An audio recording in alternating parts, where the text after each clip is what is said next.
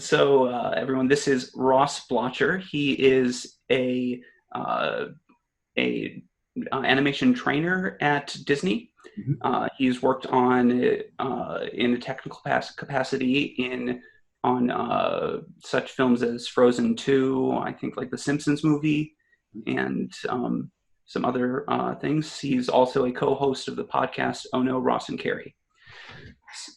Thanks for having So, me. Good to talk to yeah, you. thanks for being on the program. Um, So let's get started. So, what is your background in animation, and what is your job at Disney? I mean, animation Yeah, trainer. I'll try to give you the relatively quick version of this. But I studied animation at Woodbury University. And shortly after I graduated, I found that kind of the roles I always fell into were related to compositing or technical direction. So that's taking all of the different pieces and kind of putting them together, layering them. And it involves a lot of fun collaboration with other artists and oftentimes many creative aspects itself. And my first kind of big break, or at least first film, was the Simpsons movie. So worked on that, and then I knew a lot of the people that were going over to Disney to work on Princess and the Frog, and I had to work on that. I just had to. And so I hit up all of my connections and did everything I could to get over there and succeeded. And actually, funny enough, just realized today is my 12th anniversary being there. So I started the same day 12 years ago on Then that film. this date was meant to be. Then I guess. Right? Yeah, exactly. The mathematical numbers have aligned, if not the stars. Yes. And yeah, then I worked on the Winnie the Pooh film as a technical director and compositor as well. And then there was an opening in the training department. And so I moved over into that role in 2011. And so what we do is we're responsible for creating and fostering a culture of learning at the studio, meaning we provide resources, online resources, books, films, film screenings, lectures, outside speakers, workshops, classes. We record all of that. So we're constantly working kind of with everybody and doing our best to capture the knowledge of what it is that we do at the studio and make sure that that's shared and also preserved. Wonderful. So so now to actually get to the topic of linear algebra, then I'll Yeah. all about you. I could go on asking you questions about that for a while, but fortunately we have a topic to go into. Has animation always used linear algebra? Yeah. Uh, That's a good question. So animation, I could geek out on animation history for a long time, but kind of what most people think of as animation is kind of this modern era of film and hand-drawn animation. And so I would say in those early days, there wasn't too much in the way of linear algebra. Early on you had kind of these what's known as the multi-plane camera. So you would have kind of essentially invisible stacks, and you would have multiple pieces of artwork on different layers, and they were painted onto transparent acetate sheets so that the camera could see through them. And you had the ability to sort of move these layers independently of one another and create a convincing illusion of depth. So for that, you had these fine-tuned controls and knobs on the cameras that you would be plotting, say, a camera move. So let's say your camera kind of makes this move along the background. That's something that does require a little bit of linear algebra.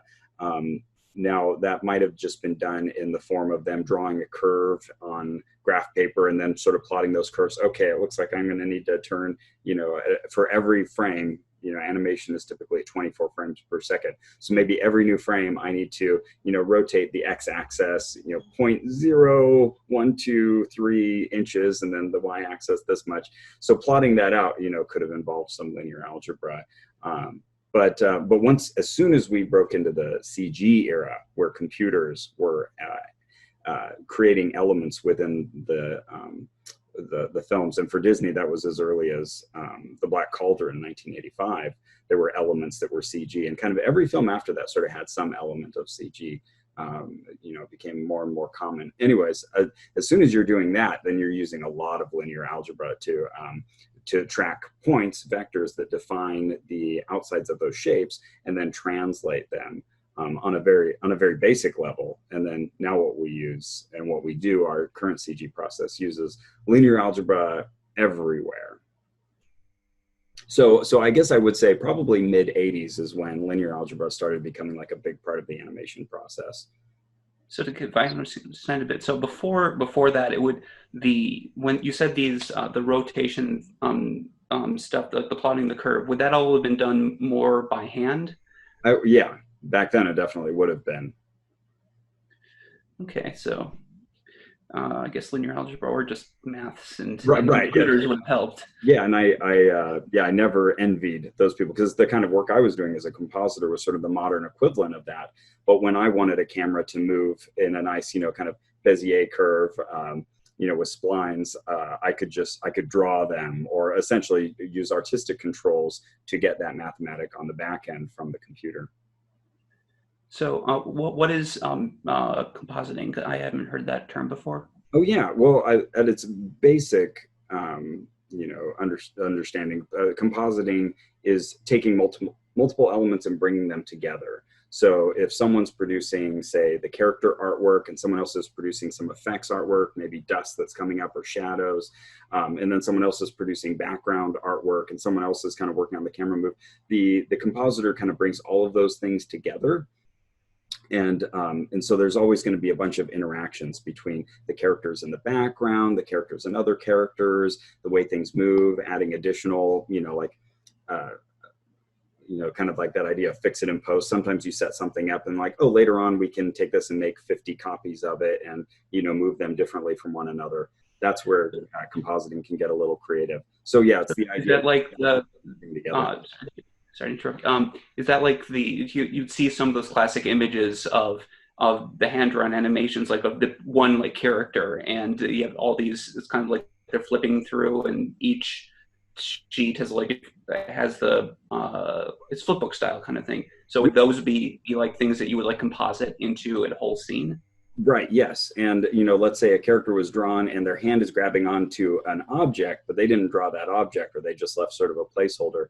Well, now you have to figure out, okay, how do we get some of the fingers in front of that object and the rest of the arm and the other fingers behind that object and, those kinds of interactions. And then the way our pipeline worked is also the compositors were also technical directors, meaning that they were working with particular departments to help them solve technical problems anytime that you could use the software to kind of aid what you're doing creatively. So I worked very closely with the animation department as well. Okay. Sorry. I have so many questions I want to ask, and I need to keep an eye on the time so that I'm not taking up all of your. I guess it's afternoon there in Disneyland area. Yeah. Well, we're all working at home right now. I'm in Burbank, yeah. California, though. It happens to be the same town. Where is Disneyland? I've never actually been to Disneyland. I've been to Disney World many times, but never to Disneyland. Disneyland is in Anaheim, California. Okay. Yeah, funny enough, the building where I work originally was going to be just a little like park that was kind of themed around Mickey Mouse, and it was going to be for employees. But obviously Walt got a much bigger vision and moved down to, this is a Southern California geography thing, but there's Orange County, which is kind of this county below Los Angeles that's quite large and sort of, it has a different feel to it. But yeah, Anaheim is down there and was built on what used to be this giant orange grove. Oh, okay. That's why it's called Orange County. Like I've heard of the name from like the OC, and all I picture is like a bunch of people on the beach with their shirts off and everything. Frolicking. You're not far off. Yeah. So let's see. What was the next question on my list? Was there resistance to the idea of using these more mathematical techniques such as linear algebra? Certainly not on the level of anybody ever saying, I don't want any linear algebra on my lawn, or even mathematics. Like no one was against that. I would say there was a learning process to kind of move from the 2D pipeline, the traditional hand-drawn animation pipeline, to animating in three-dimensional space. But yeah, the resistance was never to math itself. It was more to the change, like I've been doing the same thing for 50 years. You want me to change to use like these gosh darn computers kind of thing? Yeah, to varying degrees. I mean, the the knowledge of traditional animation plays out very much in the CG realm. So a lot of that really does translate. Like, if I'm looking for someone as a CG artist, I don't need to know that they know software. I need to know that they know animation. That's the more important principle. But yes, beyond that, there are tools of the trade. And so there was a transition there, kind of moving towards CG animation, kind of after Toy Story and that revolution that happened after that. And so I would say if there were any resistance, it was there, but it was never to the math itself. Yeah, so that's good, folks. Remember, math is not evil. And I should say this: my dad and stepmom were both high school math teachers for many decades, and so I was, I was raised with a great love of math. And I don't know, you may have heard me talk about like memorizing pi before and stuff like that. But when I started working in animation, I would always be able to feed my dad and stepmom info for their students who would sit in class and say, "Why do I need this? When will I need animation?" And I could say, "Well, we use it a lot in what we do." So I feel like I think you meant when would you need math? Oh yeah, when would we need math? And the answer is always, especially in the creative field. So this is an extension. When do we need animation? I'm sorry. Yes, correct. Yes. When would we need math? We would need it in animation. Yes. So even creative, like there's actually even a lot of creativity in math itself. But you can not only be creative in math, you can use it to be creative. So. Yeah, one of my favorite all-time artists is Escher. And Escher, I love it, like the hands and like the and he doing the tessellations and everything, and it's a mathematic sensibility, but kind of exploring it. Well, wait a second, what if you do build a shape that's physically impossible but looks right on a two-dimensional plane? You can do that. You can break things and be totally creative. So, I second that idea. That mathematics. Anyone who hasn't seen, if you haven't seen any paintings by M.C. Escher, you should look him up right now. It's the letter M, the letter C, then Escher, Escher. It's wonderful. The art is amazing, and it's mind-boggling that he's able to actually make play with your perceptions in such a way that it's amazing. And I'm not very good at explaining that. But it's really good. Yeah, well, all of those fun optical illusions that we share now as memes, they all owe parentage to those original explorations by Escher and others. Yeah, if you've seen like things like the Addams Family, like the cartoon would have people like running around in their houses, and it was like all of a sudden they're running through, and now they're going upstairs, and now they're upside down. Yeah, and these all owe homage to M.C. Escher's work. Yeah, not to geek out too much on this, but if anybody's looking for kind of a fun, obscure animation, one of the masters of animation was a man named Richard Williams, and he worked for years and years, decades really, on this film called Thief and the Cobbler. And it has kind of animated representations of those crazy patterns and just things that you would never do because they're too hard to do. Anyway, so if anyone's looking to geek out on some fun kind of mathematical concepts, or at least impossible structures and whatnot represented in full-blown animation, it's a fun place to go. So let's see. Next question here, which is very related. How does the math in animation serve the creativity and vice versa? Yeah, that's a really interesting question. And I might even broaden math to technology generally, but it's always a back and forth where the directors, the storytellers will come with these new ideas and they'll say, "Can we do this?" And almost with every production, then the artists and the technical professionals, they'll all kind of look at this and go, "I think so. We've never done anything quite like that before, but we want that, because if we kept making the same film over and over, that would be very easy. But then you wouldn't be pushing yourself. You wouldn't be learning anything. So there's always that element, of someone coming in and saying, "Hey, we're going to make this character that's made out of 50,000 smaller versions of that same character. Can we do that?" Then we figure out how to do it. I don't know. Have you seen Ralph Breaks the Internet? Not yet. I've seen the first Ralph one. I need to see the second one. Okay. So I'm you'll say, so bad at getting around to actually seeing the new movies, especially now that I live by myself in Canada. but But it'll play in reverse too, though, where we'll say, okay, we have this new technology, and for example, we've moved towards ray tracing in our rendering process, like where we create the final imagery and simulate essentially the real world inside the digital one. And that's a more realistic representation where it's essentially simulating the real world. It's plausible lighting.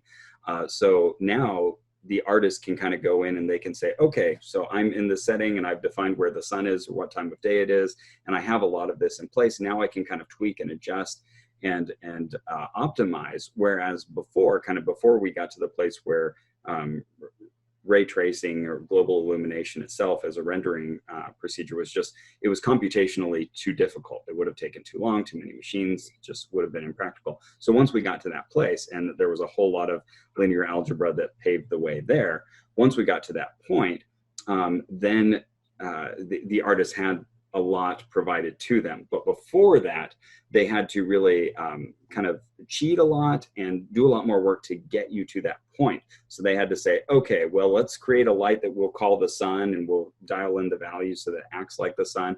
And okay, now here we need some bounce light to make this look more realistic, so we'll put that there.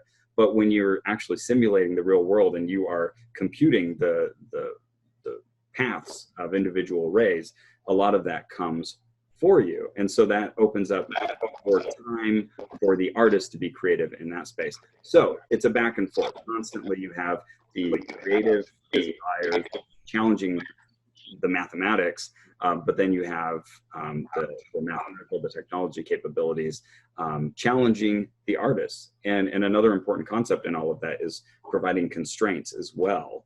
Is when you know that you do bump up against some kind of ceiling, or there's something that you can or can't do, because then the person need to be creative within that and say, okay, well, I can't do anything I want, but here's what I can do, and let's use that creatively. That ends up being a better situation for artists than just being told, here you go, carte blanche, do whatever you want. do you have like any examples? I know you're not allowed to get like into specifics about Disney, but are there any like examples that are like known in the community that you could point to for some of these kind of interactions? I mean, you said the thing about Ralph meets the internet, but do you have any like other examples? Yeah, of technology sort of helping creativity, or specifically just about linear algebra? Yes.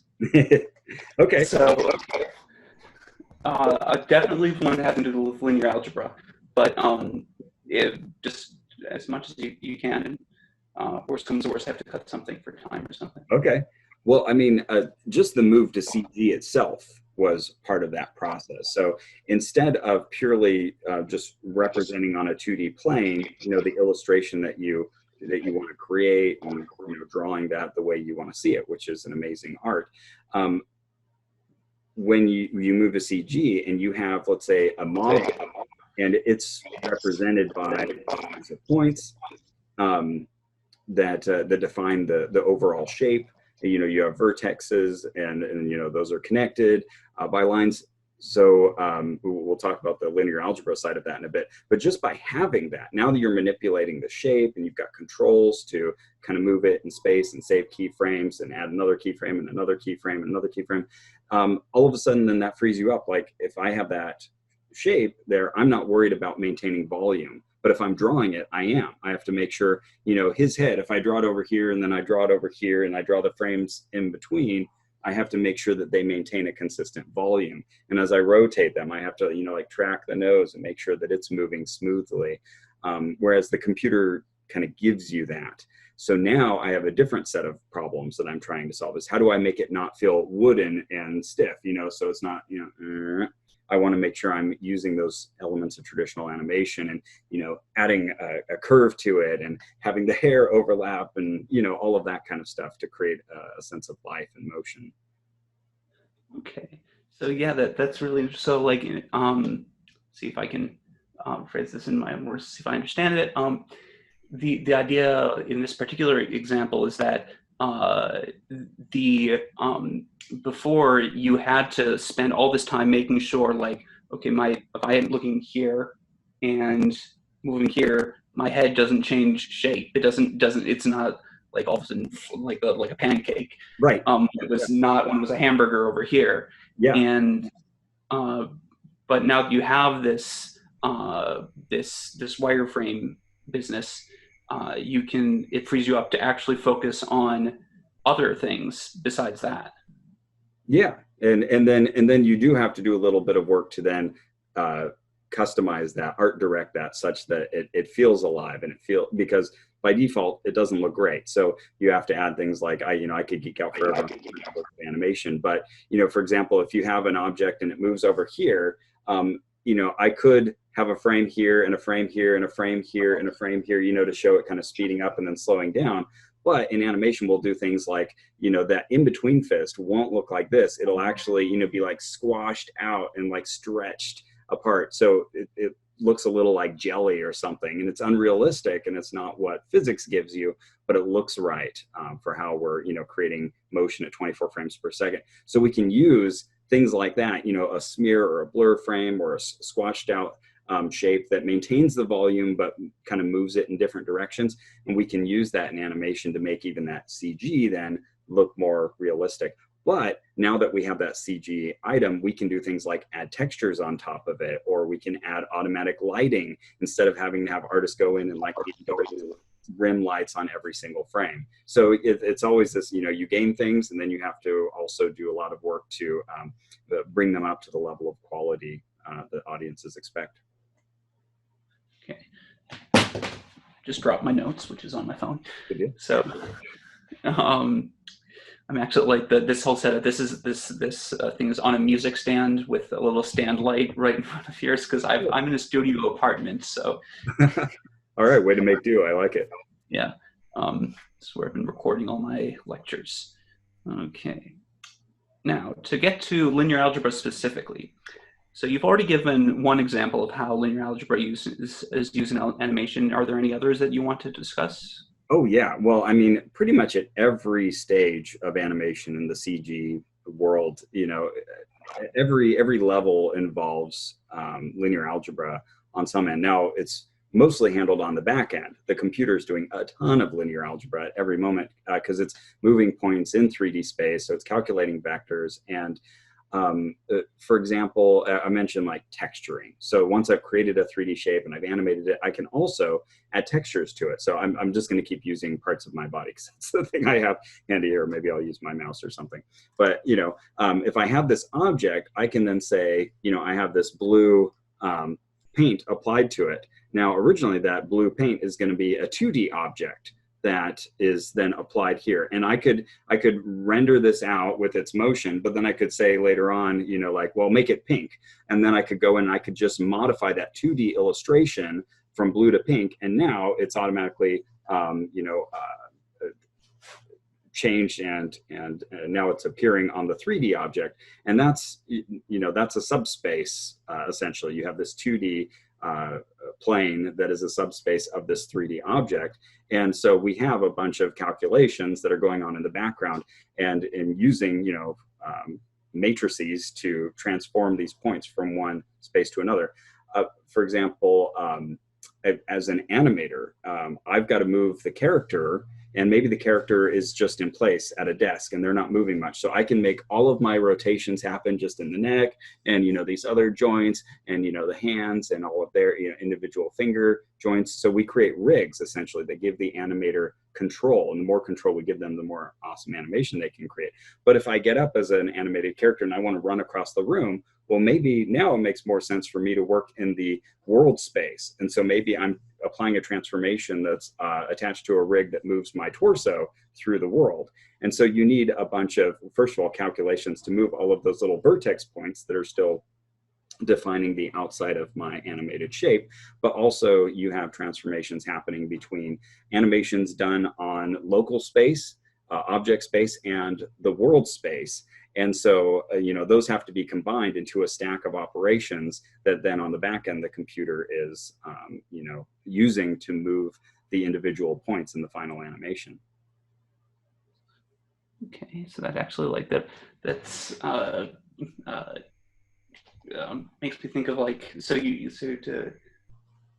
you have the linear transformations there of things, but then you also have all these for the lingo of something I'm not covering in the course, like affine transformations. You're like moving. That's the translating things around there. So um, yeah, that's really cool. So there's a heck of a lot of that going on, and thousands of times per second in the background, and that's where math can help the artists. There's another example, because if let's say I want to animate the finger extending, something like that. That requires animation and control, and all of that mathematics is going on in the background. And if it's written in a non-optimal fashion, or if there's just not enough computational resources, I can maybe hit that control, and instead of doing this, it does this, and as an artist, I have to wait, like 30 seconds between seeing what I've intended and what actually happens on screen. So the more computational power that you can provide, and the more that you can optimize the mathematics on the back end to uh, to just more efficiently achieve these calculations, that helps the artist, because now they can work more in real time. And that's still a constant effort, is just adding an element of speed, because we keep increasing complexity. And as complexity increases, that's more calculations. And so now you need to throw resources towards how to be as efficient as possible. Would And, this be related to the thing with like this the stretched hand thing, yeah, where it is part of the reason that you would have that like the stretched hand thing be because it's more efficient for the processing to have it do that like a blur through there um, versus actually computing everything out in each frame. well, that's more just because it looks better on the end. It's funnier. It looks more real, even if it's not realistic. It feels more real to the audience. And so those are just principles that we've learned over time. In fact, it takes more work to calculate motion vectors and kind of do those time-based effects where you're saying, okay, this object is here and then it's here, from this frame to this frame, but in between, we need to calculate between those 2 points and create that blur effect. So that adds additional calculation. Oh, okay. So it's more would be more work to calculate the blur effect than just simply moving the what in whatever gas you would have, like moving the fist Yeah, there. yeah. But yeah, usually that's driven by the artistry. What's a funnier punch? If that's what you're animating, it might be might look way better on screen using those principles of animation. Yeah. Can you hear that my fridge just came on or something? Oh, I heard something, but it wasn't loud.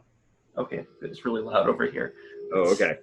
it's annoying fridge that will start going bzzz in the middle of when I'm I recording. think I think Zoom does a fair amount of like identifying noise floors and trying to drop them out in real time. That's good. Maybe I should start recording using Zoom. Um, uh, yeah. What was I? Oh, right. We were talking about animation. Yeah, Okay. we Let's. were also talking about rendering. And so when you're doing that, the way that we're handling render, like for every frame, we talked about 24 frames per second. For every frame, there's over 2 million pixels in a 2K image, 1920 by 1080 or whatever resolution it is you're using for your film. And so essentially what you're doing is from each pixel location on the screen of all these pixels, you're emitting rays into the world and seeing where they bounce off of other objects. And so I'm bouncing off of the object I'm seeing. Let's say it's a ball that's sitting in front of me, and then I need to figure out, okay, well, when I bounce off of that, I need to pick up information about its local color space. So I'm making a query on that object. I need to figure out at that exact geometric point on the surface what color data am I picking up from that object along with any other What information? do you mean by color data? Do you mean like what the color is of that object at that point? Yeah, that texture, whatever's been painted onto it. And, there may be additional layers where we're doing subsurface scattering and we're picking up a specular light. There may be like 3 different lighting passes, but ignoring that complexity, then I also need to figure out, okay, well, what's the normal of that surface? And so I know exactly where to rotate out into or reflect out into 3-dimensional space so I can search for my next point. And maybe I never run into anything and that ray goes off nowhere. And then I can optimize my equations to say, okay, well, we don't need to calculate for that anymore. We can ignore that ray. It's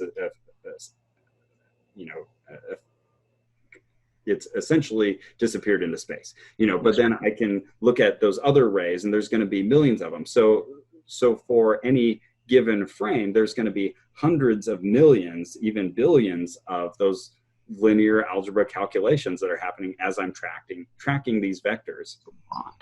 Does so how long does one of these calculations take? These rendering things actually take to render? Yeah, so essentially, you're looking at it depends on the complexity of the scene and the elements within it, and how many polygons are in each object. All of those things add complexity. But I would say on an average, you're looking at like a day to render one frame. And so that's why you're measuring your number of processing cores in the tens of thousands and using them to kind of chunk this. And so there's a whole system that's written underneath, again, more math needed, that knows kind of selectively where to say, okay, well, let's take this part of this frame and put it over on this machine. Let's have this part handled over here. And then you efficiently chunk that out so that you have multiple computers working on the same sequence or scene or even frame. In that case, I feel like I probably should know this from just the zeitgeist, but do animated movies take longer to make than live action movies because of that? That's a good question. It's a very different process on so many levels, on a story level, even, and you almost never see just one director in animation. You usually need a couple. I won't make any direct comparison there, but I'll say that animation is incredibly hard to do. And there's a reason the credits lists are so long on these films, because it really does take so many people. And this is an important point, I think, for anybody watching, is that, most people, when they think of animation, they think, everybody who works on an animated film is an animator. That's kind of the word they use, and they picture them kind of sitting at a desk and drawing. And there are people who do that, and that's an important skill. But even like the CG animators, that may be roughly 1/10 of the workforce, whereas you have other people doing things like animating effects. We haven't talked about effects, but stuff like simulations of cloth and hair and fur and elements, fire, wind, all of those things are incredibly computationally difficult and require a combination of artistic and technical skills. So you have a lot of people doing that. And I would say, like, within the technology department, that's going to be an even bigger group than the animation group per se. So we need people who have written term papers on, the springiness of hair and calculating, like optimal particle collisions on a wave or something like that. So yeah, it takes a lot of people and a lot of skill sets, including people who are really good with math. So next question there. Let's see. Realizing we're already 40 minutes in-ish. So we'll probably cut a little bit from the beginning. So let's see. So let's focus on one of those examples. Choose whichever one you'd like. Choose one. Wait, choose one. Okay, let's see here. I'm trying to think of one I could speak to the best. Let's talk about.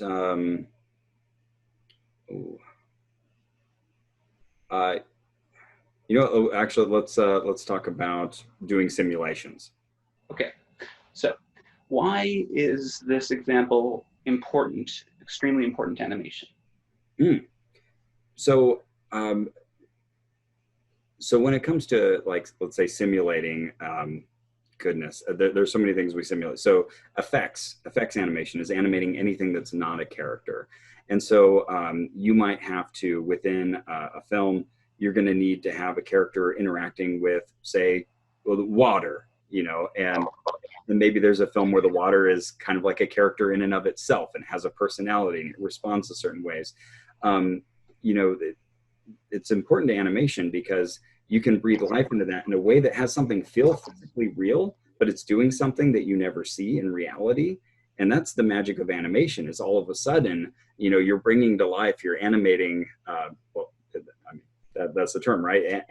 Animation is bringing things to life. It's creating motion. So you're bringing to life something that maybe held kind of a background role in someone's mind or wasn't a sentient agent. And then, linear algebra is helping you then do that efficiently. So if I'm trying to simulate a wave, I may first work kind of on an algorithmic level to create a simulator that can generate waves, and then, make them look realistic and have them interact with that ray tracing that I was talking about to render them out so they look and feel like waves. But now I need to give tools to the artist so that they can manipulate that and animate it and have it do things that will then, end up on screen as something new and exciting and magical. Why, you've kind of already talked about this, but why is linear algebra necessary in this example? Yeah, well, again, anything you're doing inside of the CG space is just constant linear algebra going on in the background, just to translate those points that are creating the outlines of the shapes, essentially, but also so much data that happens within that. And a simulation in particular is incredibly difficult because you're often performing these calculations on a level that is so deep and detailed that you're trying to simulate reality. And the better that you can do that, to kind of like simulate things on a molecular level, the more realistic the end result will look. And so I was talking to one of my friends who's a software developer, David Adler. He was fantastically helpful surrounding some of my examples with their mathematical correlates. But you can, like, if you're, say, if you're calculating this motion of these waves, let's say, you have set all of these points and you've got thousands of points and you're representing this data and their location by matrices that can get up to, like 1,000 by 1,000 tables, like insanely complicated stuff. And so what, you can do with an operation in the background is kind of give yourself at least a domain of definition. So you can say, okay, well, I have a fair sense of the probability of where any of these points is going to be located. And by using that, I can then avoid calculating extraneous details. So I can essentially set a bound upon all of those calculations. Okay, all of my probable values are within here. Let's do the calculations here. And then I'm lining up a bunch of columns and rows of values that are essentially zero or close enough to it, from my perspective, that I can remove those from the calculation altogether and make all of this happen faster. Okay. Let's see. So let's see. The last question here is, which linear algebra concepts are used in this example? So let me see if I can try and do a little bit of a guess so far. Yeah. So, of course, you have matrices where you're going to be transforming vectors in space. You're going to, like, if you do a simulation, you're going to need to have transformation telling you what happens at every point and everywhere from this point time period, this frame to the next frame. Right, because time is another dimension in all of it. Yeah. And then if you're going to try and move things within, you need to know how things are going to be moving. And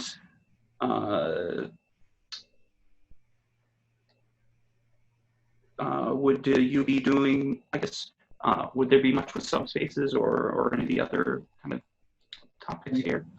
In simulation, I mean, probably not that I could speak to in this particular example. I was thinking the subspaces would be more with that the textures that you have, like what your example with the mouse. Mm-hmm. Yeah, and yeah, I can't speak to this in any depth, but like I think even there you could, in simulation world, you could probably use eigenvalues to kind of help at least define sort of take all of that massive amount of data and organize it in such a way that you kind of define like the primary calculations that you need essentially to manage that data. That could save you a lot of time. Yeah, that's one of the big benefits of people actually using the eigenvalues and eigenvectors is to kind of like once you have all those, you can now save time all with the calculations of all your matrix and everything. So diagonalization, which might or might not have been talked about by the time this video is posted. So I'm not entirely sure. I haven't decided when to post this yet. But so that's all I have on my list. Um, so thank you for being this interviewee. My pleasure, and hopefully I've helped communicate a little bit of the value of mathematics in the arts, but also animation in particular, and maybe it's something now you're thinking about in the future that you could apply your skills to because we need them.